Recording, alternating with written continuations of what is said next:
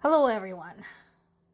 Well, I think of all the news sources, The Guardian is the only one who managed not to be completely shitty about basically saying the fact that the Easter truce didn't really work. So, other sources, including Politico, which normally is a good source, and the source I have used, called it a blame game. It's not a fucking game. It's a war, and people died. So, here is what happened with that. Basically, Russia had agreed to a ceasefire that was going to last from 4 o'clock in the afternoon on Saturday until 6 o'clock in the evening on Sunday to allow people to celebrate Easter. When Ukrainian government said, hey, if this works, we could potentially hold on to the ceasefire and see how that goes. Russia basically said no unless you agree to capitulate. That is what happened. And this is already outdated. So they said by late Saturday, Ukraine's military said in a Facebook post that 469 ceasefire violations were recorded, 22 assault actions, 153 shelling attacks, 19 strikes by attack drones, and 275 strikes by first-person view drones. But that's not all. Now, here's again the huge difference. Russia, too, accused Ukraine of striking a gas station in one of the border regions, in the Kursk region, but they presented no evidence, and their claims could not be independently verified.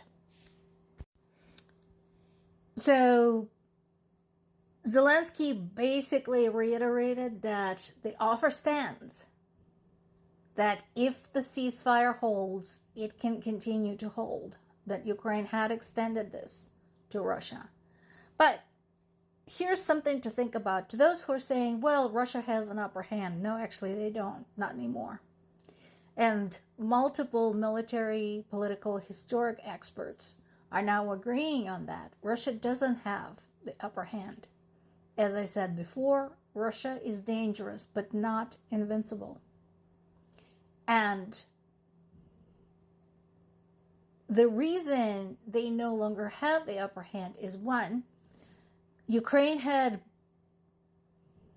disabled 30% of their oil industry.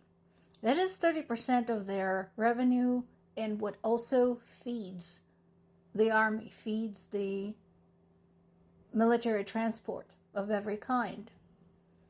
Two, even the areas that they're holding on to are becoming too hot to hold.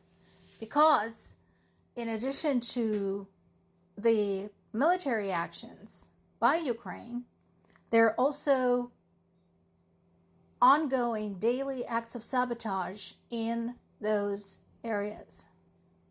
Just as during World War II, ordinary Ukrainian people used whatever resources they had to fight the Germans, like women who went to work in the kitchens and poisoned hundreds of soldiers.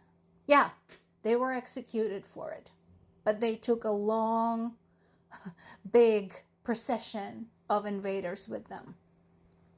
People are contaminating Russia's food.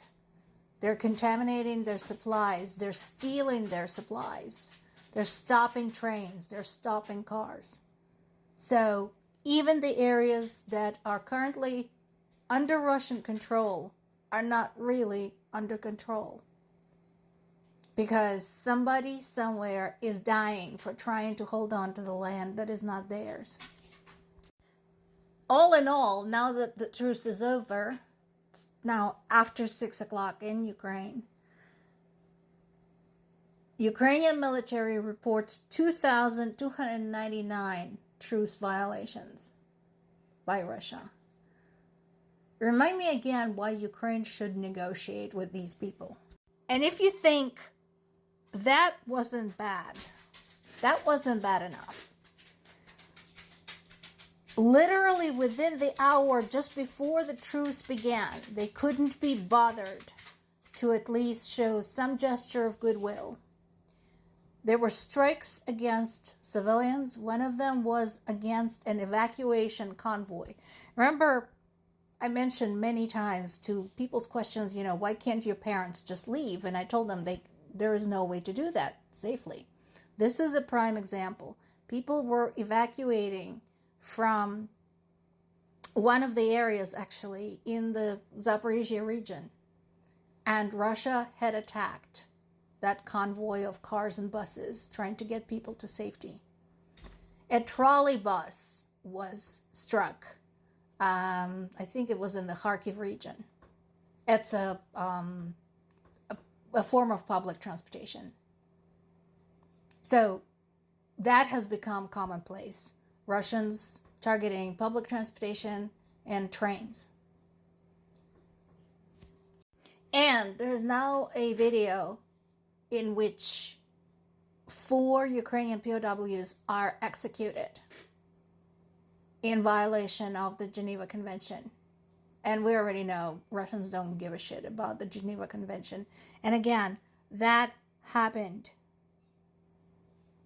during the ceasefire. And yeah, there's going to be an investigation. There always is. This is going to be added to the list of Russia's war crimes. Whether any of the true culprits are going to be punished for those crimes, that is a good question. More to come.